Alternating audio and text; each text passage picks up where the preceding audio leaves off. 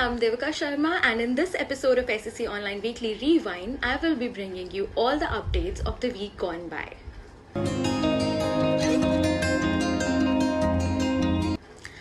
The most highlighted development of the week was the judgment of the additional sessions court at Mapusa, Goa, which acquitted Tarun Tejpal, former editor-in-chief of Tehelka, who was accused of committing rape on a journalist. The court gave benefit of doubt to Tejpal, noting crucial lapses in investigation and major contradictions and improvements in testimony of the prosecutrix. The incident is of 2013, which allegedly happened during ThinkFest, organized by Tehelka in Goa that year. Now, the state of Goa has appealed against this order before the Bombay High Court. We have studied the entire 527 pages judgment of the Sessions Court and prepared a 22-pointer comprehensive report. You should definitely check it out on the SEC Online blog.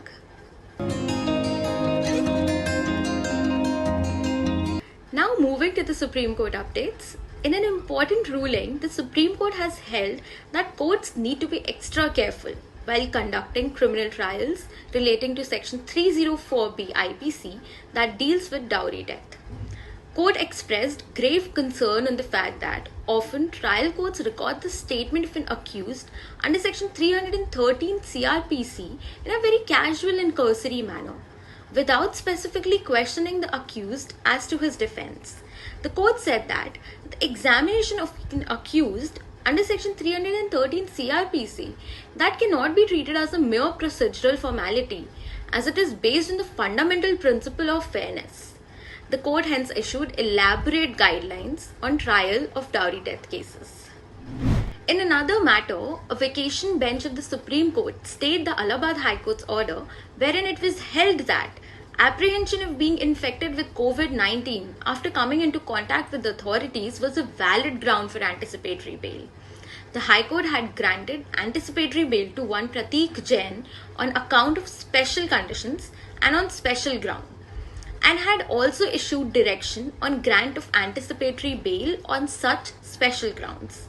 The Supreme Court, staying the said order, directed that the courts shall not consider said directions while considering applications for anticipatory bail, and they must decide each case on its merits.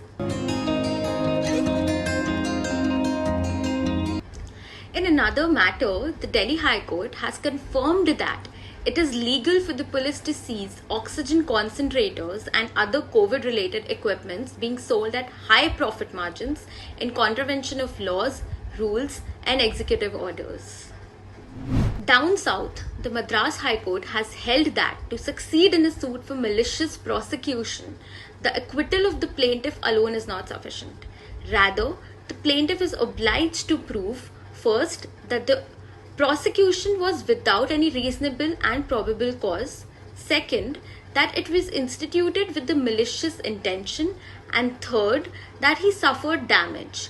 Apart from this, the court also discussed in detail the duty of civil court in cases relating to malicious prosecution and also the burden of proof.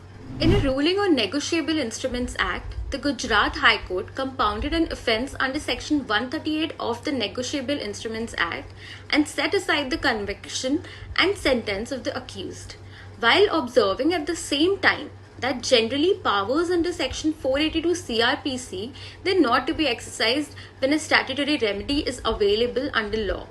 But considering the fact that the parties have settled the dispute amicably, the compounding of the offence was permitted. On bail jurisprudence, the Madhya Pradesh High Court has issued elaborate directions to police and judicial magistrates in relation to arrest and bail after it noticed that district judiciary is extremely tight-fisted when it comes to granting bail. The court noticed that applications are being routinely dismissed on cyclostyle grounds that the offence alleged is serious or that investigation is still in progress or that the accused may influence the witnesses. In such circumstances, huge burden of bail matters has been shifted to the High Court. Hence, the issuance of certain directions was necessary. You can read all the directions issued by the quote on the SEC online blog. In another bail matter, the Jammu and Kashmir High Court held that bail cannot be granted on grounds of delay unless the matter was pending for 5 years or more. In the case before the court, though the applicant had been behind the bars for over 13 years, but the appeal against the order of conviction and sentence dated 23rd July 2020, it was filed only in August 2020. In an important matter, a case wherein all-men SIT was deployed to investigate a rape case, the Punjab and Haryana High Court said that it was rather intriguing that no lady police official was involved, which is even otherwise a requirement of law in cases of this kind. The case pertains to a 38-year-old widow giving into the sexual demands of CIA officials after her 19-year-old son was picked up by them in broad daylight while he was recovering from COVID-19 infection at his residence. The woman had also alleged that an FIR, allegedly a fake one, was registered against her son under NDPS Act by planting contraband on him so as to arm twist the petitioner. Reacting to the allegations, the court said that the same are so grisly and frightful, one can only hope that the same are fictitious. Now our final section, the legislation updates. The Union Ministry of Health has accepted the recommendations by the National Expert Group on Vaccine Administration for COVID-19 on the proposed guidelines for near-to-home COVID vaccination centers for elderly and differently abled citizens. The Technical Expert Committee's recommendations are aimed to ensure vaccination of senior citizens and differently abled population having limited mobility due to their physical condition.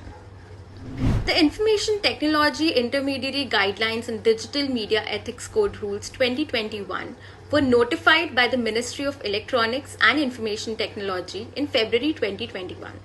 The rules provided 3-month timeline to social media intermediaries in order to comply with the new IT rules by May 26, 2021. You can read a detailed summary of the rules at SEC online blog.